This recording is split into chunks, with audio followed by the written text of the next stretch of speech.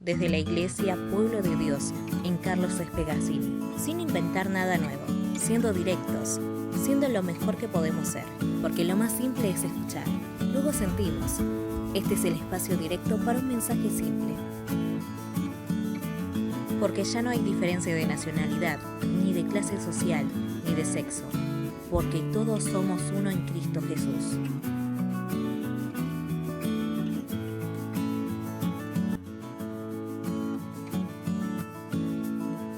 Isaías capítulo 45.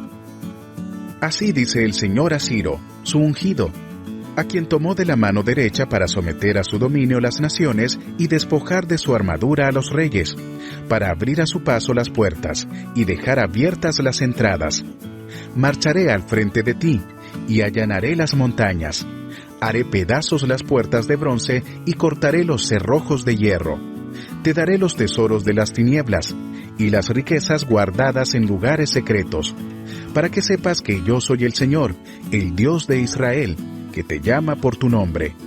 Por causa de Jacob, mi siervo, de Israel, mi escogido, te llamo por tu nombre y te confiero un título de honor, aunque tú no me conoces. Yo soy el Señor y no hay otro. Fuera de mí no hay ningún Dios. Aunque tú no me conoces, te fortaleceré, para que sepan de oriente a occidente que no hay ningún otro fuera de mí. Yo soy el Señor, y no hay ningún otro. Yo formo la luz y creo las tinieblas, traigo bienestar y creo calamidad. Yo, el Señor, hago todas estas cosas. Destilen cielos desde lo alto, nubes hagan llover justicia. Que se abra la tierra de par en par, que brote la salvación, que crezca con ella la justicia. Yo, el Señor, lo he creado. Ay del que contiende con su hacedor, ay del que no es más que un tiesto entre los tiestos de la tierra. ¿Acaso el barro le reclama al alfarero, fíjate en lo que haces, tu vasija no tiene agarraderas? Ay del que le reprocha a su padre, mira lo que has engendrado. Ay del que le reclama a su madre, mira lo que has dado a luz. Así dice el Señor, el Santo de Israel, su artífice. ¿Van acaso a pedirme cuentas del futuro de mis hijos, o a darme órdenes sobre la obra de mis manos? Yo hice la tierra, y sobre ella formé a la humanidad. Mis propias manos extendieron los cielos, y di órdenes a sus constelaciones. Levantaré a Ciro en justicia, allanaré todos sus caminos. Él reconstruirá mi ciudad y pondrá en libertad a mis cautivos, pero no por precio ni soborno. Lo digo yo, el Señor Todopoderoso. Así dice el Señor: los productos de Egipto y la mercancía de Cus pasarán a ser de tu propiedad. Los sabeos, hombres de elevada estatura, marcharán detrás de ti en cadenas.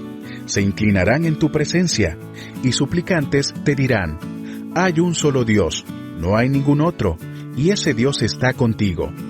Tú, Dios y Salvador de Israel, eres un Dios que se oculta. Bueno, amados, seguimos con la serie esta de que es una pregunta, ¿no es cierto? ¿Por qué Dios? Muchas veces nos preguntamos eso, nos preguntamos por qué Dios, por qué pasa lo que pasa, por qué las guerras, por qué el hambre, por qué las enfermedades, por qué la muerte, por qué un montón de cosas.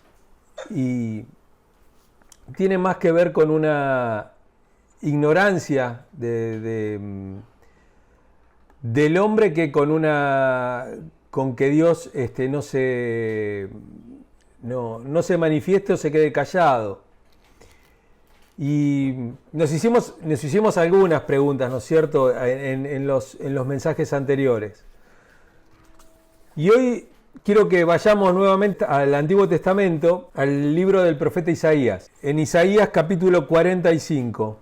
Quiero leer la NBI y después quiero leer la versión 60 también, porque me parece que las dos aportan buenas cosas sobre este tema. Dice Isaías 45:15: tú, Dios y Salvador de Israel, eres un Dios que se oculta. Y la versión de la Reina Valera 60 dice: verdaderamente tú eres Dios que te encubres, Dios de Israel que salvas. Y acá es donde yo me quiero centrar en ese versículo, si bien nuevamente les digo, mantengan la mente abierta, lean todo el versículo. El libro de Isaías es un libro bastante, de todos los libros proféticos, es el libro más largo de todos. Es el que más tiempo tardó en escribirse. Entonces, hay un montón de historias en el medio que si no uno no lo saca así suelto, parece que no tuviera mucho sentido. Hoy vamos a ver esto de que en estas preguntas de ponerlo a Dios en el banquillo del acusado, ¿no es cierto? Ahí para preguntarle. Hacemos lo contrario que él hizo con Job. Lo puso en el banquillo y le dijo, bueno, ahora vos te vas a sentar y yo te voy a preguntar. Vamos a hacer lo contrario, vamos a ponerlo a él en ese lugar. Bueno, sentaste Dios que te quiero preguntar. De ahí a que nos responda es otro tema. Y de ahí a que salgamos con las respuestas también es otro tema. Lo más interesante y lo más importante a la hora del sermón, lejos de lo que nos enseñan a la hora de estudiar homilética, que es el arte de la predicación y todo eso, que nos animan como a dar tips o a dar cosas pragmáticas, cosas prácticas y todo ese tipo de cosas. A mí me gusta que la gente se quede con más preguntas que con respuestas, porque las certezas en el cristianismo son complicadas. Cuando uno tiene certezas, Dios se transforma, como veíamos la semana pasada, en un Dios manejable o en un Dios previsible para el hombre. Y vemos acá al profeta Isaías que nos dice exactamente lo contrario, ¿no? Verdaderamente tú eres un Dios que te encubres, que te tapas, que te ocultas, y un Dios de Israel que salvas. Y esto no sale de una persona que está mal con Dios o que está enojado o alguna cosa por el estilo. Todo lo contrario, está en una persona que conoce a Dios y el cual ha descubierto algo de Dios. Ha descubierto algo en el medio de toda la incertidumbre y de todo lo que le pasa. Esta no es una oración de queja, sino que es una oración de asombro, es una oración de que Dios te asombra con lo que está haciendo. Acuérdense cuáles son las circunstancias en las cuales Isaías está haciendo este oráculo, está predicando este mensaje y está dando esto. Si vemos los primeros versículos del capítulo 45, Israel o Jerusalén está volviendo a ser habitada, ¿no es cierto? Después de todo un tiempo, Israel empieza a ser nuevamente repoblada. Esta va a ser la última vez que Jerusalén se repueble de judíos. Ya en la próxima, en el próximo problema grande que tengan, después de la próxima dispersión, ya no se van a juntar más. Acuérdense que la próxima dispersión, la próxima vez que Israel vaya a ser cautiva, va a ser ya con Roma, e incluso se le va a cambiar el nombre a una región, y va a ser la región, ya no va a ser Jerusalén, sino que va a ser la región de Palestina. Que todos hablamos de Palestina y lo ponemos a Jesús, a María, todos ahí en Palestina. Y Palestina no existía en la época de Jesús, porque Palestina es un nombre posterior, del año 300 más o menos, cuando un emperador, uno de los emperadores romanos, no recuerdo ahora el nombre, le puso Palestina porque Palestina es tierra de los filisteos. Significa Palestina. Palestina viene de filisteo, de la palabra filisteo. y él le va a poner ese nombre, y bueno, y eso va a significar, bueno, que Israel ya no tiene nada que ver con esa tierra. De hecho, cuando pasa eso, Israel desaparece por completo y hay solamente personas de todas las naciones que van ahí y se arman cultos paganos y todo ese tipo de cosas para quitar directamente toda la idiosincrasia y todo el pueblo que tiene, toda la tradición que pueda haber, como para que no se reagrupen nunca más. Pero en este caso, ya estamos en épocas de Isaías, estaba volviendo el pueblo a Jerusalén y en este tiempo hay varias cosas que se van a ir mezclando. Por un lado tenemos este proceso de que Dios había mandado una nación extranjera para llevar cautivo a Israel, tanto al reino del norte como al reino del sur. Acá nos estamos centrando en Jerusalén, el reino del sur. Van a ser destruidas las murallas, van a ser todos, primero llevados cautivos los reyes, la clase dominante. Ahí va a ir también en ese viaje va a ir Daniel también, va a pasar toda la parte de Jeremías, de todas las lamentaciones de Jeremías y todo, y después va a aparecer esta parte de la profecía de Isaías. Como les dije, Isaías se tardó muchísimos años en escribirse, incluso no solamente lo ha escrito el profeta Isaías como tal, sino que la escuela del profeta Isaías, sus discípulos han seguido escribiendo este libro. Hay por lo menos 2 o 3 Isaías. Así, y hay 2 o 3 partes que algún día cuando estudiemos el libro del profeta Isaías vamos a ver que se ven bien las divisiones y todo.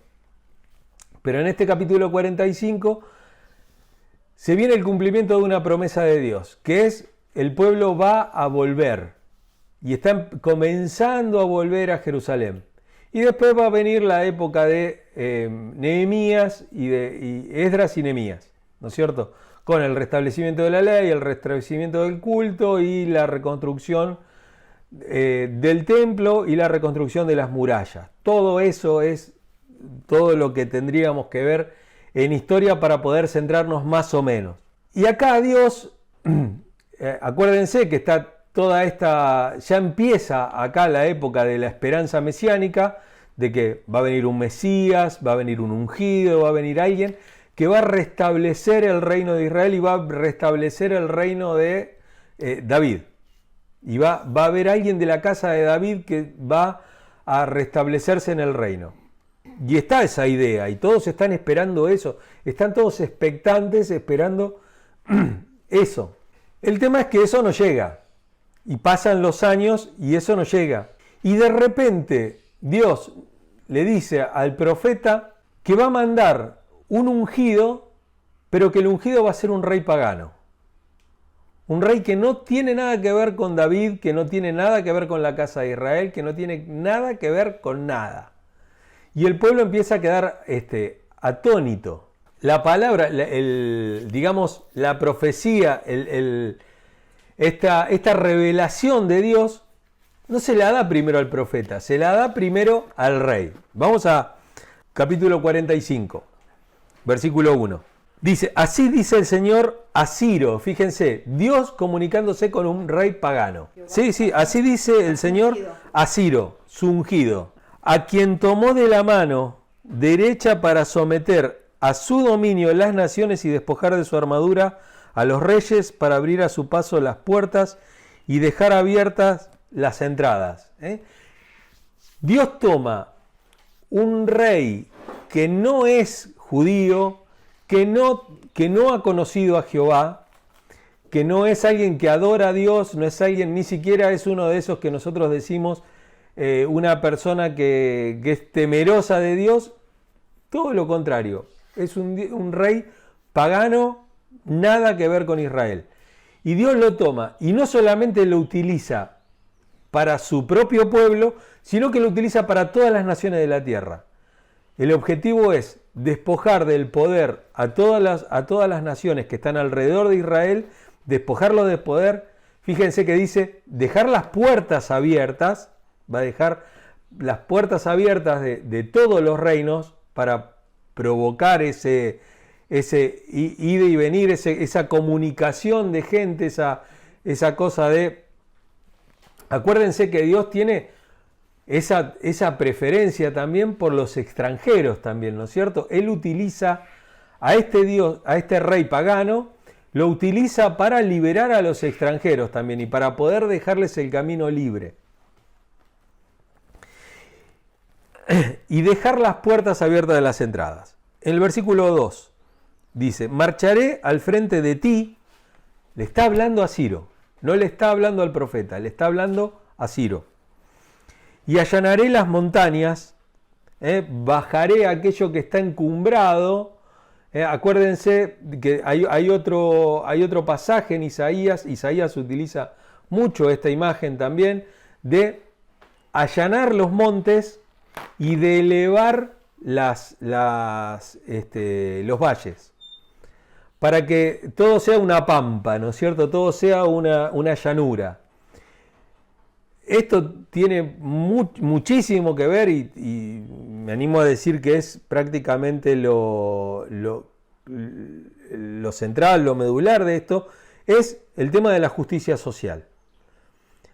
La justicia social, fíjense, cuando yo les digo a veces que el problema de nuestro país o del mundo en general no es la pobreza, el problema es la riqueza. Y uno dice, bueno, pero entonces vos estás tratando de que todos sean pobres. No. Acá lo que se dice es que hay ricos que son demasiado ricos, son esas montañas, esos montes de los cuales habla, que se van a aplanar, y los valles, que son esos pobres, muy pobres, se van a rellenar. Entonces va a quedar todo una sola línea, ¿no es cierto? Donde todos van a tener, no hay ni montañas ni valles, hay una equidad social. Y de eso es de lo que se trata la justicia de Dios en el Antiguo y en el Nuevo Testamento, en cualquiera de los dos. Dice, haré pedazos las puertas de bronce y cortaré los cerrojos de hierro. Bueno, no hay mucho que decir, ¿no? Son cosas muy potentes, va a romper las seguridades, va a hacer que todo aquello que era un ídolo y que se había convertido en una seguridad, desaparezca. Se van a romper los cerrojos de bronce. Te daré los tesoros de las tinieblas. ¿Cómo? Dios sacando cosas de lo malo en lo bueno. Y acá es esta cosa de que parece que hay plata secular y plata sagrada, ¿no es cierto? O recursos seculares y recursos... No, Dios dice que va a sacar las riquezas que están en las tinieblas, que están con aquellos que han robado, que han estado, y las va a poner en manos del pueblo de Dios. Las riquezas guardadas en lugares secretos para que sepas que yo soy el Señor. O sea, que Él es el dueño de todo lo que hay. Que te llama por tu nombre. No, que elige las personas también. Que elige las personas. Es un Dios personal. Es un Dios que se comunica cara a cara con las personas. Por causa de Jacob, mi siervo, de Israel, mi escogido, te llamo por tu nombre y te confiero. Fíjense esto, porque esto es duro y fue duro para Israel, y de acá va a salir esa palabra que está en el versículo 15. Te confiero un título de honor aunque tú no me conoces. Yo soy el Señor y no hay otro. Fuera de mí no hay ningún Dios. Aunque tú no me conoces, te fortaleceré para que sepan de oriente a occidente que no hay ningún otro fuera de mí. Yo soy el Señor y no hay ningún otro. Yo formo la luz y creo las tinieblas. Traigo bienestar y creo calamidad. Y acá nos responde alguna preguntita, ¿no?, que tenemos por ahí, ¿no? ¿Cómo es esto que el hombre está tratando? No, Dios trae también la calamidad. Dios es el que trae la sanidad y trae la enfermedad. No hay nada que se salga del control de las manos de Dios. Dice, yo formo la luz y hago las tinieblas, traigo bienestar, creo calamidad, yo el Señor hago todas estas cosas. Destilen cielos de lo alto, nubes que hagan llover justicia, que se abra la tierra de par en par, que brote la salvación, que crezca con ella la justicia. Yo el Señor lo he creado. Quiero ir adelantándome, no quiero leer todo completo, les recomiendo que lean esto completo porque es muy lindo lo que dice el Señor acá. Versículo 13. Levantaré a Ciro en justicia, allanaré todos sus caminos. Él reconstruirá mi ciudad y pondrá en libertad a mis cautivos. Pero no por precio ni soborno, lo digo yo, el Señor Todopoderoso. Los productos de Egipto y la mercancía de Cus pasarán a ser de tu propiedad. Acuérdense, nosotros no queremos nada de Egipto, ¿no es cierto? Ese tipo de cosas, que no están mal, pero son palabras de alguien que no ha leído y ha reflexionado sobre estos textos. Por eso es tan importante el tema de cuando uno va a predicar, cuando uno va a hablar o cuando uno va a tener como un lema, cuando uno va a poner un lema en su vida, cuando uno va a poner un latiguillo en su vida que se lo va a repetir, hay que estar seguro de haber hecho una buena exégesis y un buen estudio de la palabra de Dios, en profundidad, y buscarle todos los matices, y buscarle... ayer hablaba con alguien y le decía, vos no tenés blanco-negro, vos tenés blanco-negro nada más, no tenés matices. Bueno, hay que tener matices, porque la Biblia tiene matices y porque Dios tiene matices. Dios ama la diversidad de pensamiento también. Los sabeos, hombres de elevada estatura, marcharán detrás de ti en cadenas.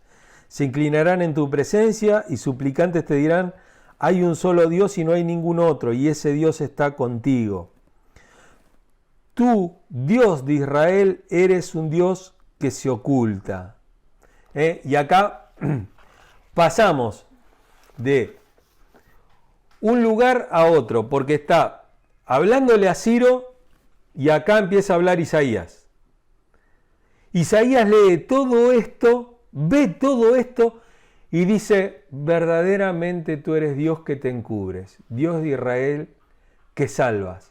O sea, no tengo ni idea cómo vos armaste todo esto para que salga de esta manera, de una manera que nosotros no pensábamos. Pero lo que sí estoy seguro es que vos sos un Dios que salvás. Sos un Dios que realmente te preocupás por nosotros. Y no entiendo cómo lo haces, pero estoy seguro de que lo haces para nuestro bien. Ahí vemos esos primeros versículos del capítulo que están confundidos, que están llenos de dudas y cuestionamientos, ¿no es cierto? Así está el pueblo de Israel, estos eventos que están pasando, y de repente hay un camino de liberación que Dios les está proponiendo y ellos estaban atónitos y ellos no querían ese camino de salvación, querían otro camino de salvación, lo cual va a pasar lo mismo con Jesús. Se podría decir que Ciro es un tipo de Jesús, ¿no es cierto? Los tipos en la Biblia, los tipos son un tipo de Jesús. Jesús es la imagen y estos son como que tienen alguna característica. Moisés es un tipo de Jesús, José es un tipo de Jesús también, y Ciro también es un tipo de Jesús. Y después de estas derrotas, de humillaciones, se están debilitando cada vez más y más, Israel se está debilitando cada vez más y más, y sin embargo los enemigos de Israel cada vez están mejor. Y parece que cuanto más mal lo hacen, cuando peor se comportan, cuanto más porquerías hacen, parece que les va mejor. Y todo para Israel le sale mal, ¿no? Y Dios aparentemente no hace nada. Y ahí es cuando queda Israel atónito, ¿no? Queda con esa perplejidad, ¿no es cierto? Y aparece ese anuncio que que la liberación va a venir por medio de Ciro. Y eso es para el pueblo de Israel, eso es la gota que rebalsa el vaso. Porque dice, ¿cómo va a venir por medio de un gentil, no de un israelita, no alguien de la casa de David, no alguien... ¿Cómo es esto? Él es justo y correcto. ¿Qué quería decir Dios con eso? ¿Que no había encontrado a nadie? ¿Tenía que Dios hacer así, de esta forma? Esta es la forma en la que Dios quiere reconciliarse con el pueblo de Israel, ¿no es cierto? Entonces se empiezan a hacer todas esas preguntas que nosotros también nos hacemos en muchas oportunidades de nuestra vida. Y él entonces al profeta le da esta misma visión que le da a Ciro, en la cual le cuenta todas las cosas. Dios le empieza a contar a Isaías cómo él se lo había contado a Ciro y cómo lo había reclutado a Ciro, ¿no? Y finalmente él va a terminar comprendiendo todo esto que el pueblo de Israel no comprendía. El profeta Isaías va a terminar comprendiendo esto y va a decir, verdaderamente tú eres un Dios que te encubres, pero eres un Dios que eres el Dios de Israel que salvas. Y nos hacemos algunas preguntas. Y que espero que después nos quedemos con más preguntas todavía. O a lo mejor la misma cantidad de preguntas, pero mejor hechas. Lo primero que nos preguntamos es si Dios es indiferente. El pueblo de Israel siente que Dios lo ha abandonado. Siente que hay un silencio de parte de Dios, que hay una inactividad de parte de Dios. Y eso hace que, dice, al final Dios es un Dios indiferente, ¿no? Un Dios insensible, un Dios que está desinteresado en el pueblo de Israel. Y así nos pasa cuando nos encontramos. A veces los problemas de la vida te terminan agobiando. Son problemas tras problemas tras problemas y se van acumulando. Y uno empieza a preguntarse, ¿dónde está Dios? ¿Qué pasa que Dios es indiferente a esto? ¿Qué pasa que Dios al final no es un Dios sensible a lo que me pasa? Y pensamos a veces que Dios nos abandona a nuestra suerte, que estamos solos, que estamos caminando solos, que estamos en un lugar donde no sabemos qué hacer, nos sentimos solos, nos sentimos que nosotros estamos orando, que estamos hablando con Dios y que Dios no te escucha, que Dios no te entiende, que Dios no te responde, que Dios te da la espalda, que Dios está totalmente desinteresado de tu vida. En las palabras del salmista, en el Salmo 77, del 7 al 9, hay algunas palabras de este tipo, de las que que nos ayudan a veces a expresarnos cuando tenemos este sentimiento, ¿no es cierto? Dice el salmista, ¿desechará el Señor para siempre y no volverá más a hacernos propicio? ¿Ha cesado para siempre su misericordia? ¿Se ha acabado perpetuamente su promesa? ¿Ha olvidado Dios el tener misericordia? ¿Ha encerrado con ira sus piedades? Esta acusación que hace el salmista es la acusación que muchas veces hacemos nosotros contra Dios. Porque no es una pregunta a Dios, no es una pregunta que se le pueda hacer a Dios. Eso es algo que uno está afirmando que uno no lo ve a Dios y que Dios está totalmente insensible o desinteresado con nosotros. Lo segundo que nos tendría que salir de esta pregunta es si Dios es ineficaz, si Dios es impotente, si Dios no puede, si Dios está, si la mano del Señor realmente no es tan poderosa como nosotros creíamos, ¿no? Isaías 45:9, acá mismo, nos da una respuesta a esto, ¿no? Dice, ay del que contiende con su hacedor, ay del que no es más que un tiesto entre los tiestos de la tierra. ¿Acaso el barro le reclama al alfarero, fíjate en lo que haces? Tu vasija no tiene agarraderas.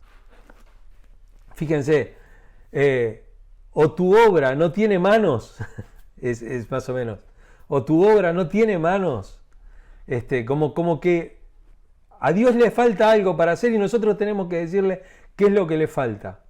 Y pensamos en que Dios no tiene control o que no tiene la habilidad suficiente como para hacer las cosas y para terminar de formarnos a nosotros como personas, a nosotros como humanidad, al mundo. Dios, te está faltando acá esto. Y pensamos en esto, ¿no? Que si Dios pudiera detener la maldad, la detendría. Y muchas veces la maldad es algo que Dios deja avanzar porque es necesaria para cumplir los propósitos.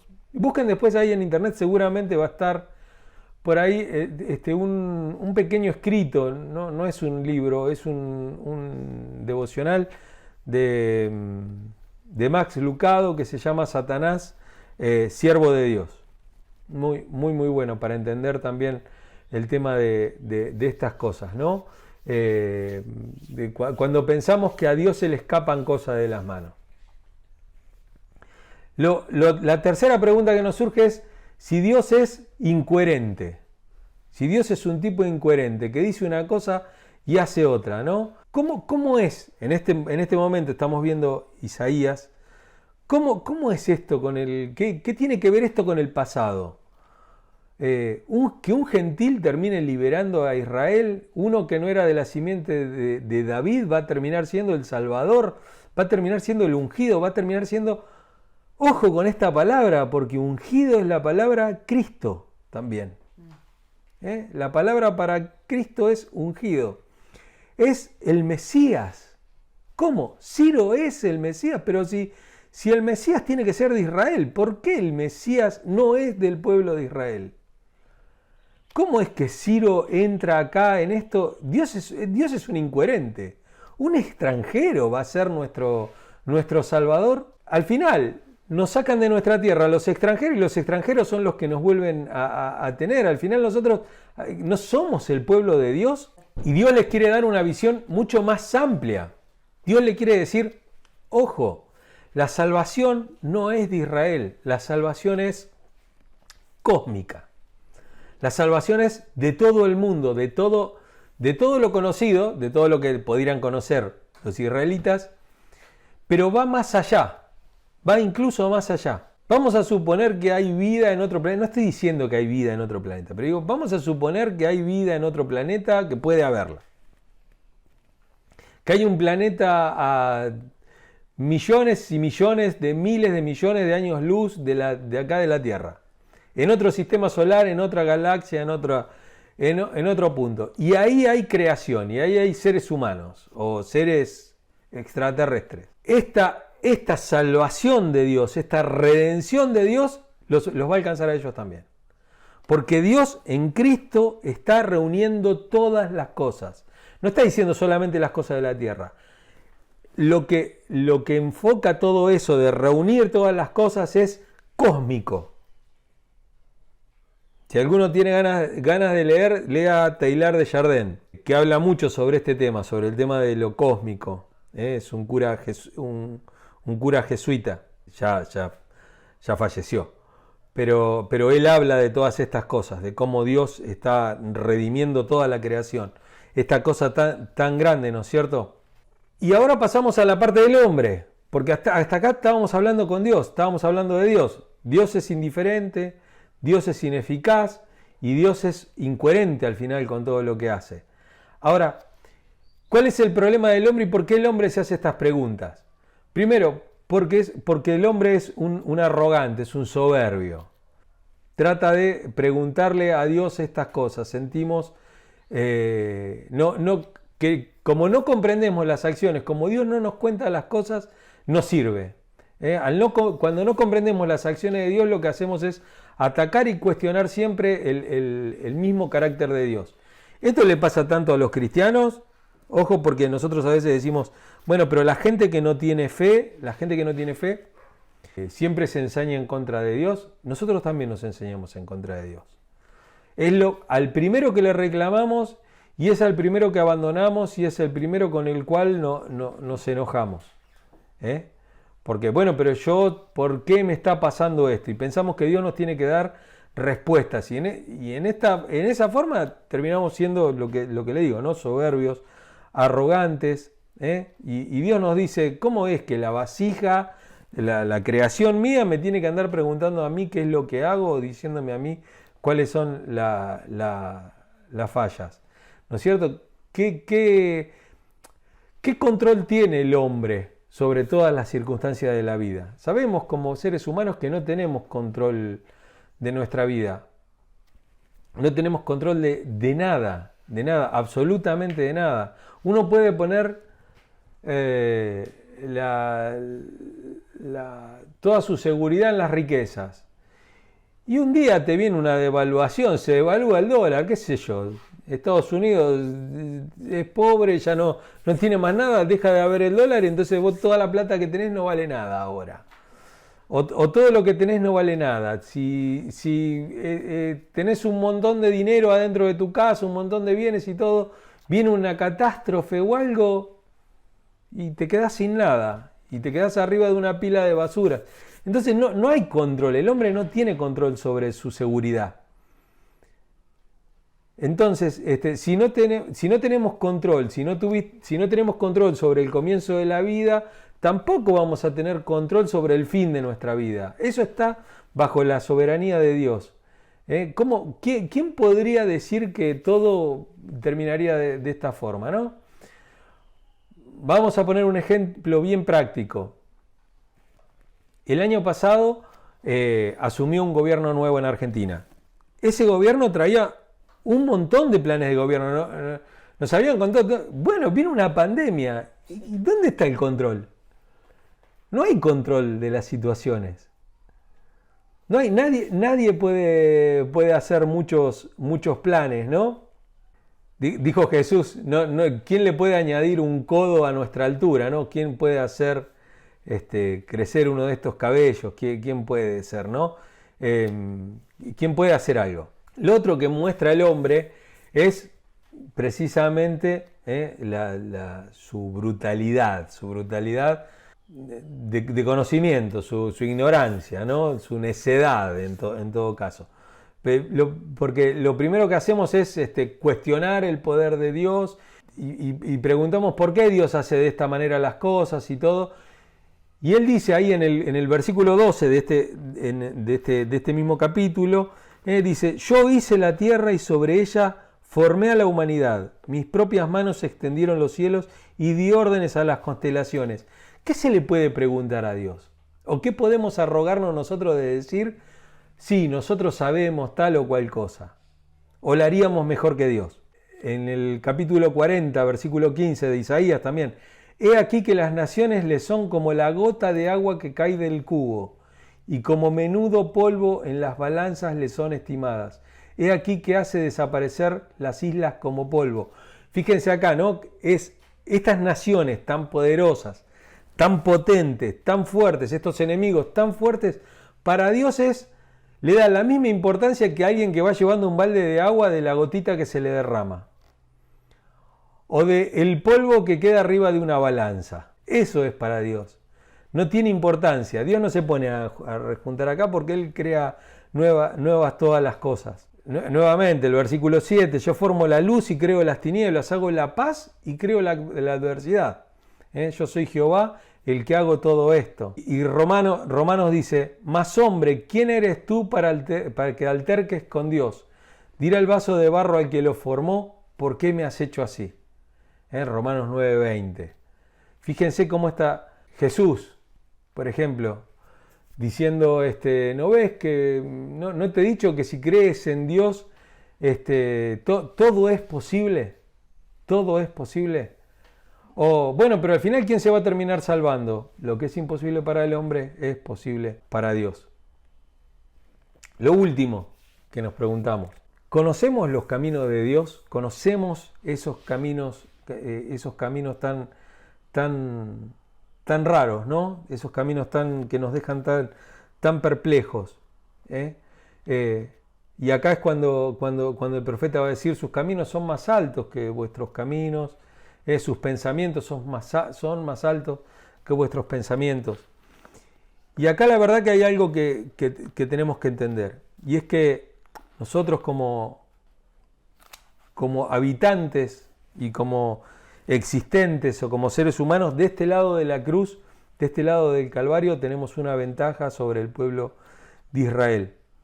Y es que tenemos la mente de Cristo. Realmente no necesitamos, como necesitaban ellos, estos profetas que vayan y les cuenten las cosas, sino que tenemos la sabiduría de Dios al alcance de nuestra mano, ¿no? Tenemos que entender que Dios obra en estos senderos. A veces lo decimos, pero lo decimos como frase. Dios actúa de formas misteriosas. Dios tiene caminos diferentes, ¿no es cierto?, a los nuestros. Y vemos que allá en la antigüedad usó a Ciro, a un gentil, para salvar al pueblo escogido. Y a veces parece no hacer nada, pasan los años y pensamos que Dios se olvidó de nosotros. Parece que está inactivo y nosotros decimos, ¿por cuánto tiempo más vamos a tener que aguantar estas cosas? Y sin embargo hay un momento en el cual Dios actúa y es el momento perfecto.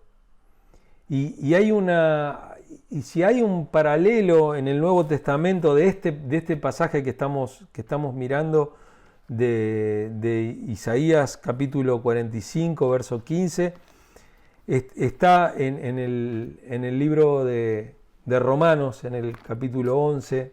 Acá hay una doxología, ya vimos lo que era una doxología. Dice el apóstol Pablo, qué profundas son las riquezas de la sabiduría y del conocimiento de Dios. Qué indescifrables sus juicios e impenetrables sus caminos. ¿Quién ha conocido la mente del Señor o quién ha sido su consejero? ¿Quién le ha dado primero a Dios para que luego Dios le pague? Porque todas las cosas proceden de Él y existen por Él y para Él. A Él sea la gloria por siempre.